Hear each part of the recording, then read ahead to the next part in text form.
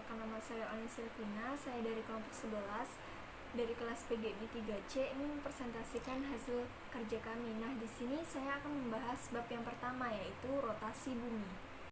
Rotasi bumi adalah peredaran bumi mengelilingi sumbunya atau porosnya dari arah barat ke timur. Lama proses peredaran bumi mengelilingi sumbunya ini disebut dengan kala rotasi, yaitu selama 23 jam 56 menit 4 detik.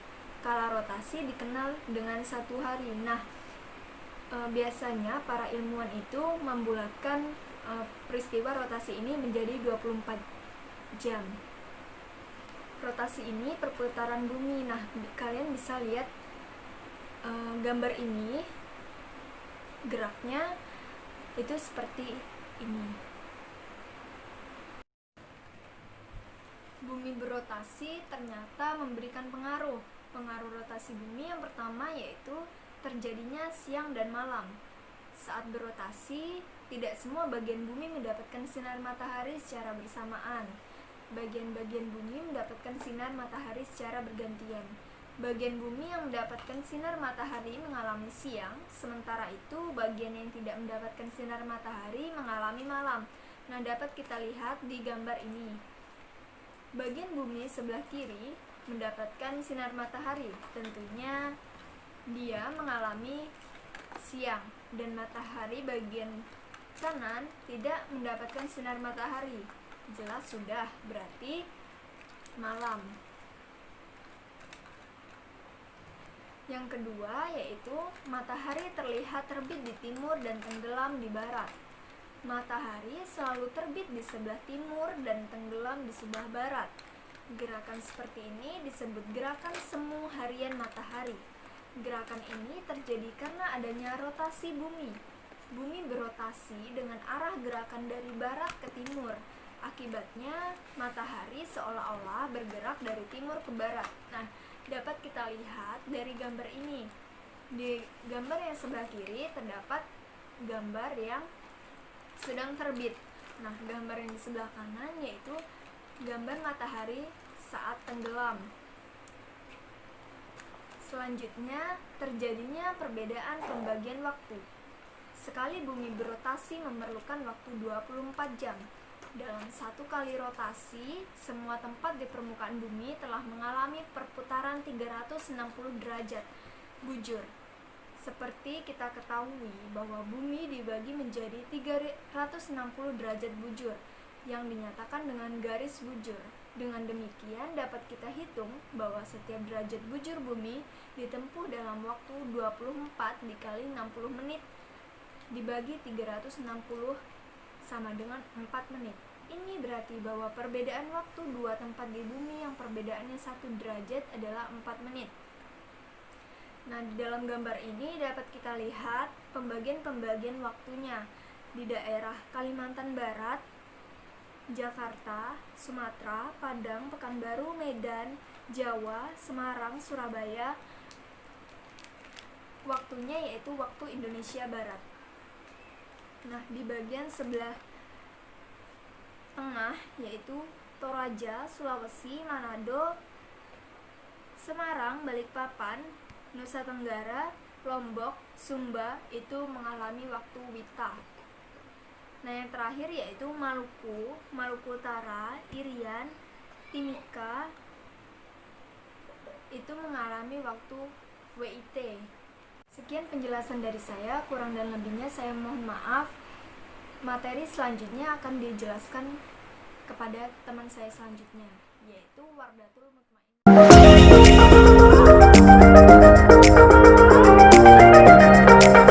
Bismillahirrahmanirrahim. Perkenalkan, nama saya Wardatul Mutmainnah dari PGMI 3C. Perwakilan dari kelompok 11. Baiklah, saya akan menyambung materi sebelumnya yaitu revolusi bumi. Revolusi bumi. Revolusi bumi adalah perputaran bumi terhadap matahari. Setiap saat, bumi berevolusi atau berputar mengelilingi matahari. Satu putaran memakan waktu 365 hari, 9 menit, 10 detik. Pengaruh revolusi bumi. Yang pertama, pengaruhnya pergantian musim. Kedudukan matahari terhadap bumi yang berubah-ubah menyebabkan lama penyinaran dan sudut datangnya matahari pada bagian-bagian bumi tidak sama. Sehingga panas di bumi juga tidak sama. Ketika matahari berada di sebelah utara khatulistiwa, belahan bumi utara mendapat sinar matahari lebih banyak daripada bumi selatan. Akibatnya, belahan bumi utara mengalami musim panas dan belahan bumi selatan mengalami musim dingin. Demikian pula sebaliknya, pada bagian bumi yang jauh dari khatulistiwa mempunyai 4 musim. Dalam setahun, 4 musim itu adalah yang pertama musim panas, gugur, dingin, dan semi. Karena Indonesia berada di daerah khatulistiwa, maka Indonesia tidak mengalami 4 musim. Indonesia mengalami 2 musim, yaitu musim kemarau dan musim penghujan. Pengaruh yang kedua dari revolusi bumi adalah gerak semu tahunan matahari. Matahari tampak terbit dari tempat yang berbeda setiap periode tertentu dalam setahun. Padahal, matahari sebenarnya tidak mengalami perubahan posisi. Kenampakan ini terjadi akibat revolusi bumi. Matahari seolah-olah bergerak atau berpindah tempat. Selanjutnya, revolusi dengan budaya Kalbar. Ilmuwan dan penjelajah dilakukan dengan menyusuri Sungai Kapuas dengan pengetahuan dan teknologi yang paling mutakhir saat itu. Para penjelajah menemukan titik khatulistiwa di sekitar aliran Sungai Kapuas kecil dan menandainya dengan sebuah tonggak dengan tanda panah di atasnya. Di tahun 1930, bangunan tugu ini disempurnakan. Awalnya hanya berbentuk tonggak dengan anak panah, diubah menjadi tonggak dengan lingkaran dan tanda panah. 8 tahun kemudian, Tugu Khatulistiwa dikembangkan lagi bentuknya oleh Fredrik Silaban, seorang arsitek Indonesia, generasi pertama yang juga mendesain beberapa tugu dan bangunan terkenal seperti Monumen Nasional atau Monas. Dan seperti inilah Tugu Khatulistiwa di Kota Pontianak pada tahun 1971. Bangunan tugu terdiri atas 4 buah tonggak kayu belian. Tiap tonggak berdiameter 0,30 meter. Bagian depan sebanyak 2 buah setinggi 3,05 meter dan tonggak bagian belakang, tempat lingkaran dan anak panah penunjuk arah putaran bumi dari timur ke barat setinggi 4,40 meter. Diameter lingkaran yang di tengahnya terdapat tulisan Evenaar, bahasa Tugu Khatulistiwa di Kota Pontianak pada tahun 1971. 26 Belanda yang berarti ekuator, sepanjang 2,11 meter. Panjang penunjuk arah 2,15 meter. Di bawah simbolik panah terdapat tulisan 109 derajat 20 0 OLPG yang menunjukkan letak tugu itu terdiri di garis bujur timur. Inilah foto detail bagian atas Tugu Khatulistiwa. Dan ini bagian dalam kubah tugu yang menampilkan informasi mengenai sejarah dan pengetahuan astronomi. Pengaruh dari revolusi bumi antara lain, yang pertama, pengaruh revolusi bumi, perbedaan lama siang dan malam. Yang kedua, perubahan musim. Yang ketiga, perubahan kenampakan rasi bintang. Yang keempat, kalender Masehi.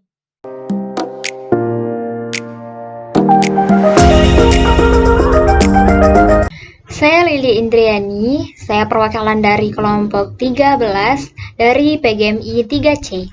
Kali ini saya akan membahas tentang gerhana bulan dan juga gerhana matahari. Sebelumnya, kita harus cari tahu dulu apa sih yang dimaksud dengan gerhana bulan dan apa juga yang dimaksud dengan gerhana matahari. Baiklah, untuk yang pertama saya akan menjelaskan dulu tentang apa sih yang dimaksud dengan gerhana bulan.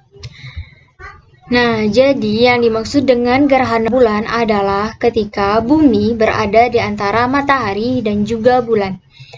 Fenomena ini terjadi jika ditarik garis lurus, bumi itu menutupi cahaya matahari, sehingga bulan hanya akan menerima bayang-bayang dari bumi. Makanya terjadilah gerhana bulan, karena sinar dari matahari tidak sampai ke bulan, karena sinar dari matahari tadi tertutupi oleh bumi yang berada di tengah-tengah.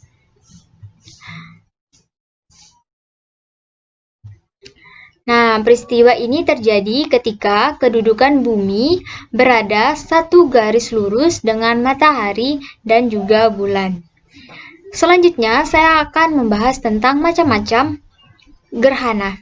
Nah, jadi gerhana ini pertamanya dia berbentuk bulan, dari bulan kemudian berubah menjadi gerhana sebagian, lalu membuat gerhana cincin.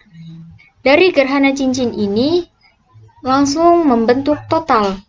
Nah, jadi gerhana cincin hanya sedikit saja yang gelapnya, tapi lambat laun dia akan pada puncaknya dia akan berbentuk benar-benar seperti cincin. Jadi di bagian tengahnya itu akan seperti kosong. Nah, kemudian ketika gerhana selesai, gerhana ini akan membentuk lagi gerhana sebagian. Dan setelah itu akan kembali lagi seperti bulan. Gerhana ini berlangsung cukup lama. Jadi untuk gerhana bulan itu bisa sampai 6 jam. Beda dengan gerhana total yang hanya 1 jam 40 menit. Nah, jadi bila seluruh permukaan bulan masuk ke dalam bayangan inti atau umbra bumi, maka terjadilah gerhana bulan total. Sedangkan bila hanya sebagian saja permukaan bulan yang masuk ke dalam bayangan inti atau umbra dan sebagiannya lagi ada di dalam bayangan kabur atau penumbra, maka terjadilah gerhana bulan sebagian. Selanjutnya saya akan membahas tentang gerhana matahari. Nah, gerhana matahari ini terjadi pada siang hari. Kenapa bisa terjadi gerhana matahari? Karena jika kita lihat di sini ada matahari dan juga ada bumi. Di antara matahari dan bumi ini terdapat bulan, sehingga bumi tidak bisa menerima cahaya dari matahari. Karena pancaran cahaya matahari tertutupi oleh bulan, sehingga bumi tidak bisa menerima cahayanya. Nah, ketika ditarik garis lurus, maka bulan berada pada satu garis lurus di antara matahari dan juga bumi. Gerhana matahari terjadi karena sinar matahari terhalang oleh bulan, sehingga beberapa saat sinar matahari tertutup dan tidak nampak dari bumi.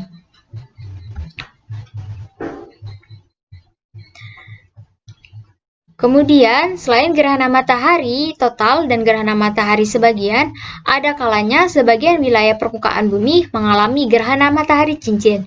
Nah, jadi ternyata di gerhana matahari ini juga ada pembahasan tentang gerhana matahari total, gerhana matahari sebagian, dan juga ada loh ternyata gerhana matahari cincin.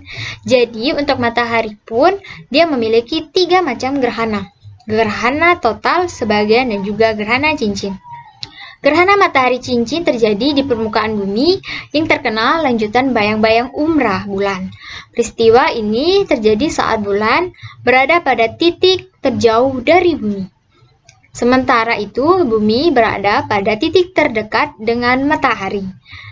Di daerah yang mengalami gerhana ini, matahari tampak bercahaya berbentuk seperti cincin. Sedang di bagian tengah kelihatan kabur. Nah, jadi untuk setiap ada beberapa daerah yang mengalami gerhana total sebagian dan juga ada yang mengalami gerhana cincin. Nah, itulah penjelasan dari kelompok kami. Semoga video ini bermanfaat. Kurang dan lebihnya kami mohon maaf. Assalamualaikum warahmatullahi wabarakatuh.